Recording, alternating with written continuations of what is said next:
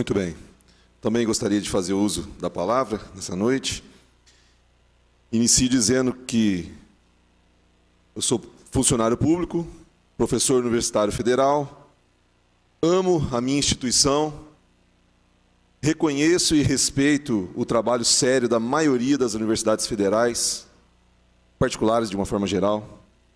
Mas antes disso, antes de funcionário público, professor federal, eu sou brasileiro. Eu queria falar sobre um assunto que tem povoado as nossas timelines do Facebook e por aí vai, que é o corte de 30% no orçamento das universidades federais. 30% significa que para cada 1.000 previsto no orçamento, a universidade vai receber apenas 700. É isso? É isso que qualquer um entende de matemática. No entanto, não é isso. Os anúncios que aparecem nas manchetes é esse, 30% de corte, que levam a todos a entenderem que, de cada 1.000, a universidade vai receber apenas 700. Mas não é a verdade, não é, embora seja essa mensagem passada pela mídia. A verdade é que, de cada 1.000 previstos, a universidade receberá algo em torno de 930.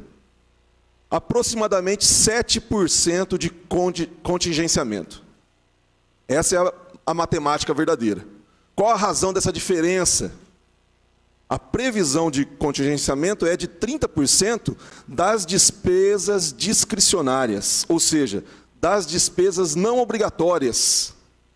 Ou seja, é 30% de uma parcela diminuta do total. E aí, se você refaz as contas, você chega a 7% aproximadamente do valor total.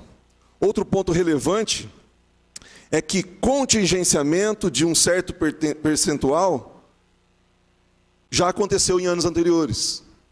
Do mesmo percentual aproximado ou mesmo superior. Aconteceu em diversos anos, ao longo dos mandatos do ex-presidente Lula, da ex-presidente Dilma, por exemplo, né? Em 2014 e 2015, as diferenças entre o orçamento planejado e executado foram de 9,7% e 8,1%, respectivamente. Superiores aos 7% previstos para que aconteça agora em 2019. Nessa linha de raciocínio, cabe ponderarmos qual que é a razão para o atual presidente, o seu ministro da Educação, efetuarem o referido contingenciamento, chamado popularmente de corte. É óbvio que o presente aperto financeiro, a crise sem precedentes que estamos enfrentando, vem como resultado de decisões equivocadas anteriores, dos governos anteriores. Sem contar que o fato do contingenciamento de 2014, 2015 e outros anos anteriores foi também necessário, porém os motivos incluíam a previsão dos governos anteriores saquearem o nosso Brasil. Por fim, eu queria, para terminar, dizer o seguinte: eu não defendo os cortes, eu não defendo esse contingenciamento, obviamente. Eu não fico feliz com a necessidade de que esses ocorram.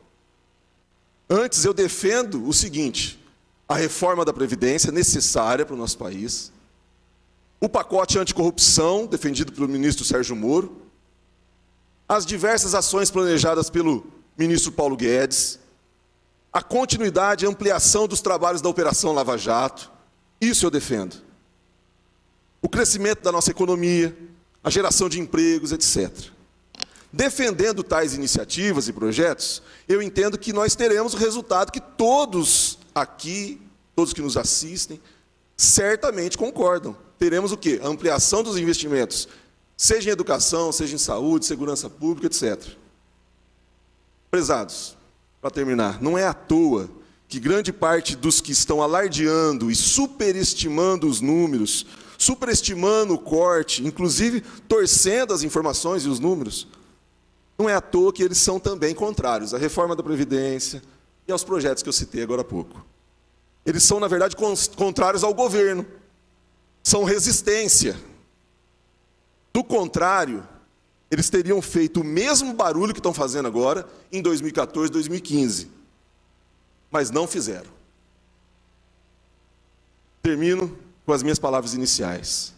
Sou funcionário público, sou professor universitário federal, amo a minha instituição, respeito, reconheço a minha instituição em primeiro lugar e diversas outras instituições que fazem um excelente trabalho, em sua maioria.